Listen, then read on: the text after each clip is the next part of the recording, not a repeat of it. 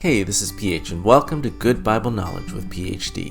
In this video, I want to give a brief summary of the book of Genesis, particularly in how it relates to Jesus. Genesis is a book about origins. Genesis chapters 1 and 2 speak of the origin of the universe, the earth, and mankind. Genesis chapter 3 speaks of the origin of sin, as Adam and Eve rebelled against God's commands. In Genesis chapter 4, we saw how sin passed from Adam and Eve to their children Cain and Abel, and we saw how sin continued to increase in severity. In Noah's Ark, we saw the ultimate consequences of sin, judgment. And in Genesis chapter 11 at the Tower of Babel, mankind was scattered over the face of the earth, and we saw the great need for restoration. It is here where God's sovereign plan reaches a major turning point. God chose one man, Abraham, and through Abraham, God would make a nation, and that nation would be God's instrument to bring blessing to the entire world. We looked at the life of Isaac and saw that his life was one of quiet faithfulness, digging one well after another until the Lord gave him a place to rest. Then we look at Isaac's son Jacob, who desperately wanted the blessing of God, but sought it through his own means and ultimately found himself in exile. Genesis concludes with the story of Joseph, a faithful son, who would endure great suffering in order to bring salvation to his family and to the entire world around him. One of the key themes of Genesis is the idea of blessing. God's greatest desire is to bless mankind, to enrich and empower man to be everything that God created him to be, to enjoy God's goodness to its fullest, and to fellowship with God eternally.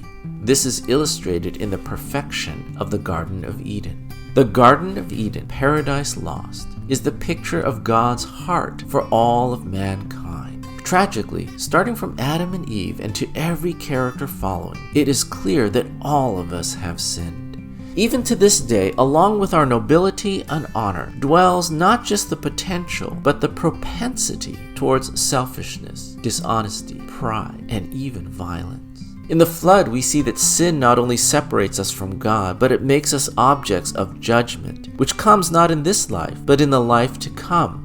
The goodness of God makes it absolutely necessary that He act justly and punish sin in all of its forms. But God has a plan. In the story of Abraham, we see that God's plan begins not with us seeking God, but with God choosing us to receive His gracious promise of blessing and salvation. In Isaac, we see a single man's journey searching for a place of rest, which is finally granted by God. The narratives of these men set the groundwork for God's greatest display of His heart to bless, the coming of Jesus, His Son. Jesus, the Son of God, came to earth not to instruct us, not to simply try to make life better for us.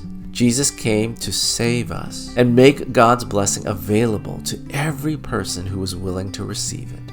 All of us want a blessed life. All of us are in some way seeking peace, forgiveness, love, and meaning in life. But in the story of Jacob, we're reminded that no matter how determined we are to attain these things, it is only when we truly humble ourselves that we put ourselves in a position to receive God's blessing. The life of Joseph is a key illustration of God's plan as it points to Jesus. Jesus, God's humble and righteous Son, came to earth to endure mistreatment, suffering, and great injustice as He died on the cross for the sin of mankind. In His death on the cross, Jesus paid the penalty for our sin and endured the full judgment of God upon His own life. Then 3 days later, Jesus rose from the dead and was placed as ruler and king over all creation. If we humble ourselves, confess our sin, and accept this act of Jesus on our behalf through faith, God promises that we will receive God's blessing in all of its fullness. God will continue to enrich and empower us to be everything that God created us to be, to enjoy God's goodness in all its fullness, and to fellowship with God eternally. Everything in the book of Genesis points to Jesus, God's ultimate plan and promise of blessing. And everything in the book of Genesis is calling to you, inviting you to receive this gift through faith. Thanks for listening to another episode of Good Bible Knowledge. We'll see you next time.